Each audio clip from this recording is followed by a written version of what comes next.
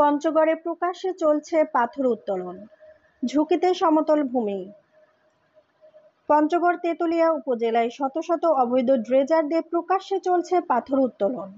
সবুজ ফসলি জমির বুক চিরে প্রায় 50 ফিট গভীর সমতল ভূমি থেকে চলছে এই পাথর উত্তোলনের কাজ।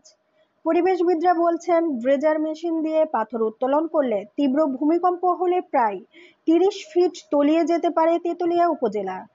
স্থানীয় সুশীল সমাজের দাবি, যত দ্রুত সম্ভব অবৈধ ড্রেজার মেশিন দিয়ে পাথর উত্তোলন করা বন্ধ করা হোক। পাথর শ্রমিকরা ও ব্যবসায়ীদের দাবি, এতদিন প্রশাসন চায়নি বলে আমরা পাথর উত্তোলন করতে পারিনি। বর্তমানে আমরা বিভিন্ন মহলকে ম্যানেজ করেই পাথর উত্তোলন করছি।